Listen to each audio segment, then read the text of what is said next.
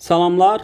Sizləri İnnovativ Təhsil Mərkəzinin YouTube kanalında xoş gördük. Mən Anar Həsənov. Bu gün sizlərə DİM test toplusunun 2025-ci il nəşrində olan kvadrat romb düzbucaqlı mövzusundakı 40-cı sualın izahını verəcəm. Sual maraqlı sualdır.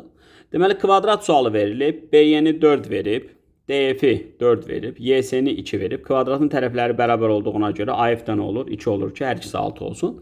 Gəlir AKF-in tangesinin dəyərini istəyir. Deməli, tanges harada yada düşürdü? Tanges ən çox düzbucaqlı üstbucaqda yada düşürdü. Qarşıdakı katetin bitişik katet olan nisbəti. Biz fikir versək, kvadratda diagonal çəkilib. Diagonal nə idi kvadratda? Tənbölən idi. Ən çox yadca düşən qayda kvadratda diagonalın tənbölən olması qaydasıdır. Yəni, tənbölənki çəkib, deməli, onun diagonalını çəkib. Diagonalı çəkib, deməli, onun tənbölənini çəkib. Bu qaydanı bilməlisiniz. İkinci, qarşılıqlı bucaqlar bərabərdir. Və gəlin buraya yazaq. Onda mən bura bir beta yazsam, bu bucaqdan olacaq, beta olacaq. İndi bu üç bucağın fikir verin. 3 dənə bucağı ilə bu üç bucağın 3 dənə bucağı eynidir və fikir verin alfanın qarşısındakı tərəfdə eynidir. Deməli, bu üç bucaqlar eyni üç bucaqlardır. Oxşarlıqla da demək olar və yaxud da ki, bu qayda ilə da demək olar ki, bir üç bucağın bir tərəfi və ona bitişik 2 bucaq, digər üç bucağın bir tərəfi və ona bitişik 2 bucağına nə edirsə, o üç bucaqlar kongruentdir. Əla.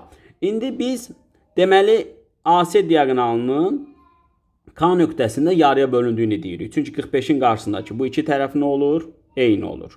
Deməli, onda belə çıxır ki, betanın qarşısındakı da bu tərəflər nə olur? Eyni olur. Yəni, diagonal K nöqtəsində yarıya bölünür. Kvadratın da diagonalı tərəfin 3/2 misli idi. Onda burada bizdə AK da 3/2 olur. KC-dən olur 3/2 olur. İndi nə edəcəm? Təbii ki, 45-i görən kimi mən burada düzbucaqlı üçbucaq onsuz da qurmalıyam ki, oradan tangesi tapa bilim. Onda bura H.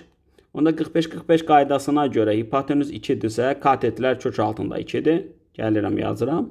Onda buradan 3 kök altı 2-dən 1 kök altı 2-ni çıxanda 2 kök altı 2 qalır. Baxın, burada bir düzbucaqlı üçbucaq var. Düzbucaqlı üçbucaqda tangesimiz nəyə bərabər idi? Qarşıdakı katetin bitişik katet olan nisbətinə. Bu da olur 1/2. Fikrimcə bu üsul, bu misal üçün ən optimal olan üsuldur. Növbəti belə maraqlı sualların izahında görüşərik. Hər kəsə uğurlar arzulayıram. Kim əlavə buna bir üsul yazsa, YouTube-dakı bu dərsin şərhlər bölməsində əlavə olaraq yaza bilər. Sağ olun.